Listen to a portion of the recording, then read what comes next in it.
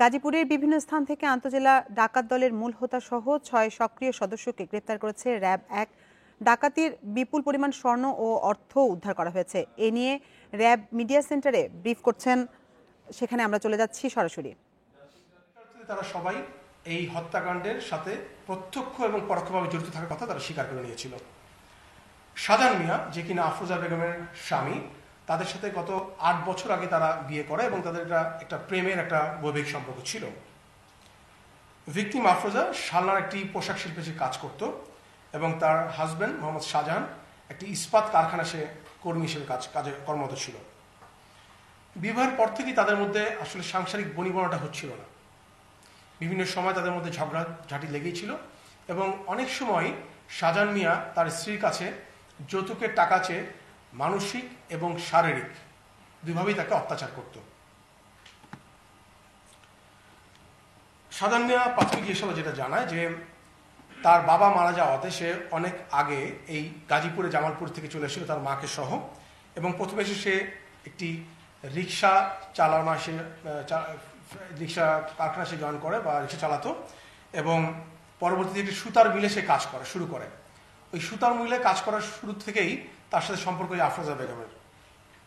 2016 সালে সে সৌদি আরব চলে যায়, ওখানে গিয়ে সে কাজ করতো এবং 6 মাস পূর্বে সে দেশে ফিরে আসে। দেশে ফিরে আসার পরে সে প্রথমে তার স্ত্রীকে জিজ্ঞাসা করে তার প্রেরিত অর্থ সম্বন্ধে সে জানতে চায় এবং এটা নিয়ে তাদের মধ্যে বাকবিতণ্ডা একটা চূড়ান্ত পর্যায়ে পৌঁছায়। গত 30 তারিখে আফরোজা বেগম ভোট দেওয়ার উদ্দেশ্যে ঘর থেকে যায় এবং সে তার আত্মীয়র বাসে গিয়েছিল। 2 দিন পর সে যখন ফিরে আসে, শাহজাহান মিয়া তার উপর নির্যাতন চালায় এবং বলে সে কোথায় গিয়েছিল। একটা পর্যায়ে 3 তারিখ সকাল 9টার সময় তার মেয়েকে, তাদের একটা কন্যা সন্তান রয়েছে 6 বছরের, তার মেয়েকে পাশের ঘরে পাঠিয়ে দিয়ে সে গলা টিপে পরিকল্পিতভাবে তাকে হত্যা করে। হত্যা করার পরে সে তার লাশটি খাটের নিচে রেখে দেয় এবং ওই তারিখ মানে 3 তারিখ রাত 12টার সময় সে আরো 2 জন তার বন্ধুকে ডেকে নিয়ে আসে। এর মধ্যে একজন হচ্ছে মুকুল আর একজন হচ্ছে খোকন।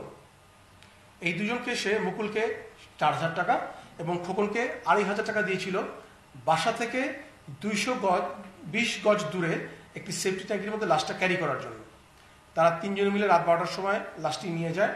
আপনারা সেফটি ট্যাঙ্কিটা দেখতে পাচ্ছেন, এটার মধ্যে প্রচুর পানি, আমরা অনগণকে দেখেছি, এবং সেফটি ট্যাঙ্কির মুখটা খুলে তারা পুরো লাশটি এর মধ্যে ফেলে দেয়। এটা 4 তারিখে এই মুকুল আর খোকন তারা সকালবেলা তাদের চিন্তা করে যে আমরা টাকা নিলাম, এটা যদি জানাজানি হয়ে যায়, তখন তারা কাউন্সিলের কাছে গিয়ে তারা এটা বলে এবং তখন তারা একটা গল্প ফাঁদে, যেটা বিভিন্ন পত্রিকায় আসছে, যে প্রত্যক্ষদর্শী দ্বারা এটা দেখা হয়েছে বা পত্রিকায় দেখেছে, এটা রিপোর্ট হয়েছে এবং এইটা ভয় সাধারণ পালিয়ে গেছে। আসলে ঘটনাটা এরকম না, ওরা 3জনই একই সাথে ছিল, বাট তারা ভয় পেয়ে পরের দিন কাউন্সিলের কাছে বলে যে আমরা হেঁটে যাচ্ছিলাম, এমন সময় একটা পানির ট্যাঙ্কির শব্দ শুনে আমরা দৌড়া যাই।